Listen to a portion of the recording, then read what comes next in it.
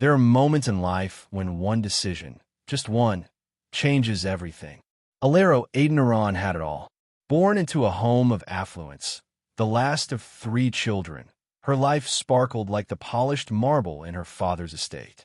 Her mother, a university dean, and her father, a property tycoon, spared no cost in giving her the very best. Alero wasn't just beautiful, she was brilliant, poised, graceful, and humble despite her privilege. She had just graduated with honors in business administration and was headed to Boston for her master's degree. It was the morning of her flight, and Lagos traffic was a beast. As her father's driver tried to navigate the chaos, something happened. She saw him, a young man weaving through cars, hawking bottled water and plantain chips. He was tall, chocolate-skinned, with eyes that held a world of pain and quiet strength. He looked barely older than her, but his face was weathered by the sun and street life. "Stop the car," Alero said. "Ma," the driver blinked. "Stop." The car halted, and she wound down her window. He hesitated, then walked up. "Here," she said, handing him 10 crisp 1,000 Nigerian Nairas notes. "Use this for school or anything good." His eyes widened. "Are you serious? God bless you. What's your name?" "Daniel." "Alero. Call me sometime." She scribbled her number on a serviette and drove off. It was supposed to be a fleeting act of kindness. It wasn't. 3 months later, Boston. Winter winds howled against her apartment window. Alero was studying when her phone rang. An unknown Nigerian number. "Hello?" "Hi, this is Daniel. From Lagos, the guy you helped in traffic." She smiled. They spoke. For hours. It became a routine. He told her his story. Orphaned young, dropped out of secondary school to fend for his siblings, surviving by selling in traffic. His voice was raw, but his mind was sharp. She was drawn to his honesty, his hunger to rise. She began sponsoring his education from afar. First online classes, then helping him enroll in a diploma program. Soon, she sent money for rent and clothes. Her parents didn't know, and even she didn't fully understand what was happening. Was this pity, compassion, or love? 1 year later, she invited him to the U.S. Her friends called her crazy, but she believed in Daniel. When he landed, he was a changed man, still raw, still humble, but hungry for life. She introduced him to mentors, helped him land a job, and gave him a second chance. And Daniel didn't disappoint, or so she thought. Alero's heart was full. They had no label, just quiet affection, shared meals, and long walks in the snow. She returned to Nigeria briefly to attend her father's 60th birthday. She missed her period. The test was positive. Pregnant.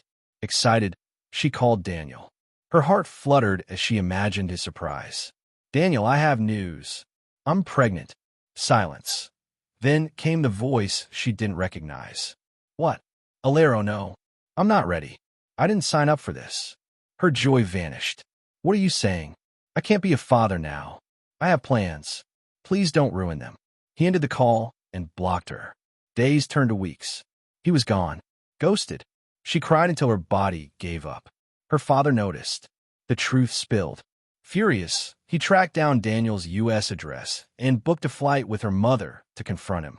They never arrived. The plane crashed into the Atlantic. There were no survivors. Alero screamed for days. Her world collapsed.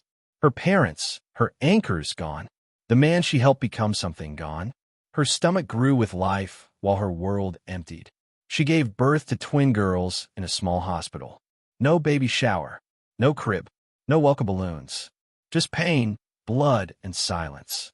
She moved in with her aunt in Ibadan, struggled to breastfeed, worked as a freelance writer at night, sold thrift clothes by day. One night, she passed out from hunger, but she didn't quit. She rose. She began sewing baby clothes and selling them. It went viral. Her designs caught the attention of a parenting brand, then a grant, then her own label, Adeniran Baby and Company. Years passed. She built a company, a name, a home, and a life. She met someone, a widower with a daughter.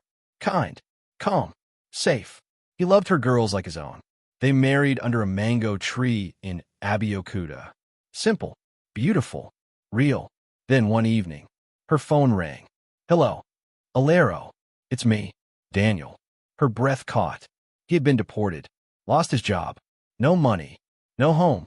He had seen her brand online and realized what he'd thrown away. I want to meet the girls, please, he begged. She looked at her daughters playing in the garden. Her husband was setting the table inside. She smiled sadly. I'm not angry, Daniel, but we're not your rescue mission anymore. We moved on. Goodbye. She hung up. Alero sat, smiling in the garden with her daughters and husband, the wind blowing gently through the trees. Life will test you with betrayal, loss, and pain.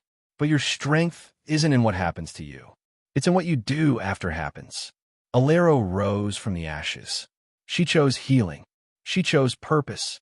She chose to be whole again. And that is the power of grace and grit.